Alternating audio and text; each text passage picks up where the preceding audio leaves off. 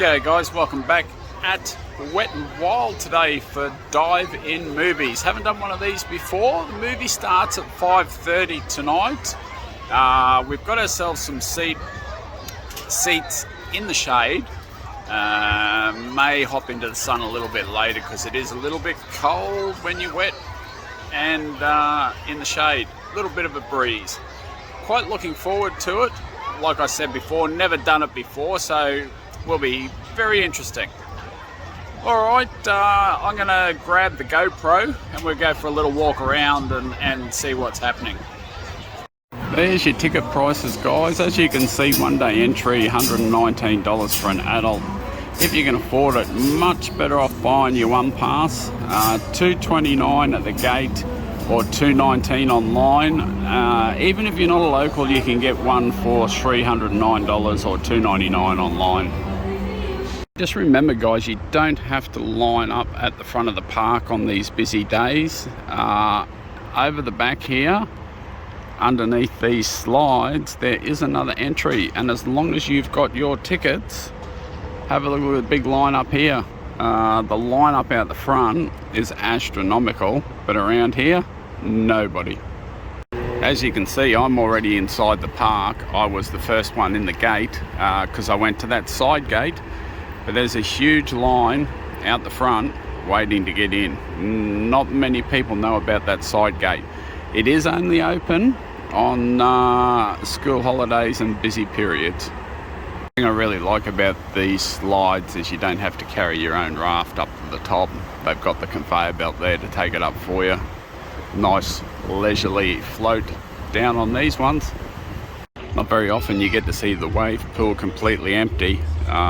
Nothing is open yet, but we're going to go for a little wander while it's not very busy.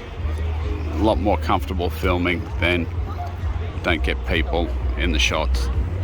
Just on the right hand side of the wave pool is the tube hire place. If you want to float in the water for the Dive-In Movies, this is where you come to get your tube. Now it is an upcharge. It's $10 per tube. You're going to get a few alcoholic beverages while you're watching the movie. That's what choices you have. Margaritas, Waterboy, Cosmo, Stitch Up. $15 for the cocktails or $13 for mocktails. And there's the Funky Chook. That's where I'm going to be getting my dinner. $15. I'm going to get the 2 chicken breast tenders and chips. You can see the prices there for the Cabanas, the Junior Cabanas, Calypso Cabanas, leisure lounges. They are all sold out and they sell out very quickly. I've got a funny feeling you can book them online. That's why they're constantly sold out when you come here to the desk. For $179 you can get all day access, a fast track for the big rides. That could be worth it on busy days, especially if you've got a one pass. You're not paying to get in, so you may as well pay the extra money to go front of line because it can be really, really big waits. Takes quite a while for the bucket to fill up. There's only 2 pipes filling it, but when she goes, it's pretty good. Whoa! So even though the park opens at 9 o'clock, no actual rides or the pools or anything apart from the kids area open till 9:30. What I think is great is that they have all these miniature slides here for the kids and the kids alone. Great idea, absolutely great idea.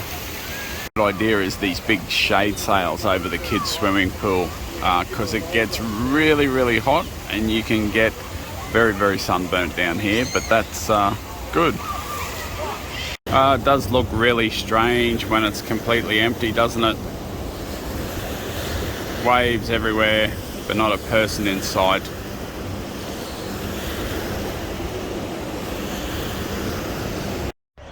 Have a look at all the tubes in there. That's jam-packed, absolutely jam-packed. And if I turn around this way, there's a bottleneck. Whether they've turned off, no, it's still flowing. They're just all stuck. Someone's going to have to get in there and unstick it. That might have to be me.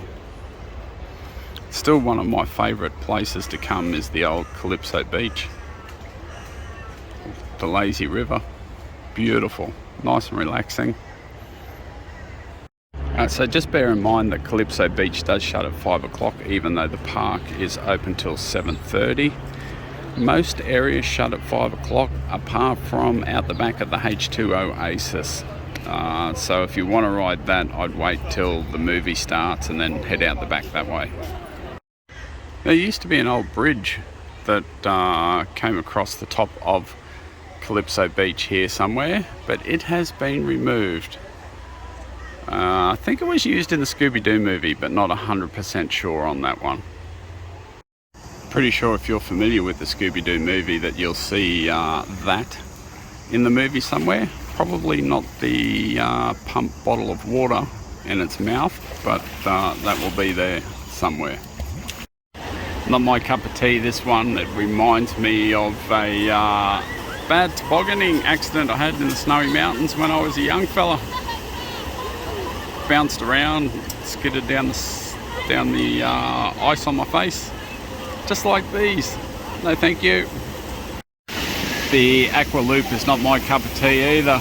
Just imagine your most claustrophobic fears coming true and you get stuck. That would be absolutely horrible. Be a little bit scary being up there too, and then having the floor fall out from underneath you. The Constrictor is more my style. The only thing I find hard these days is walking up big hills to the top there, carrying the tube. Although that's probably why I got kids, eh? They can do it. Don't forget you can check your weight on the scales before you line up to ride these guys. You don't want to line up and then find out when you get to the top that you're too big to ride. Still a very popular area, really new still. Everything's working. Big line for the double barrel and the kaboom. Big line. It's good to see that it's all working, but today. You got the Super Ripper and the Black Hole. Not a great big line for the Black Hole or the Super Ripper.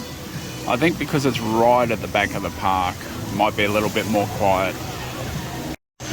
There is all the ride requirements for the new rides.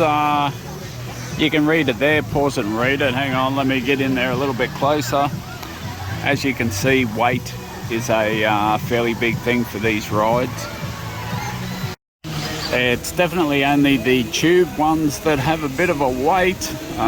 These two body slides just here, nobody coming down at all. Nobody at all. You can walk right up and jump straight on. Here they come. Very popular rides. You do get quite a deal of speed up coming down these ones. That orange one at the back there, you fly down that hill, fly down it. All right, that's what I got for dinner. Chicken strips and chips. That was $15. They're pretty tiny chicken strips, but I'm sure they'll taste nice. The chips already have chicken salt on them, which is good. All right, guys, there you have it. There was a look at dive-in movies. It's pretty good actually. Free of charge, except if you want to hire the tube to float in the water. That's $10 a tube. Anyhow, I hope you enjoyed a quick look at Wet n Wild today. I enjoyed myself.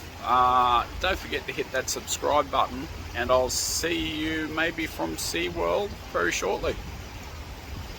Hang on, I've just got to swap hands. Alright, now I can do it. Alright.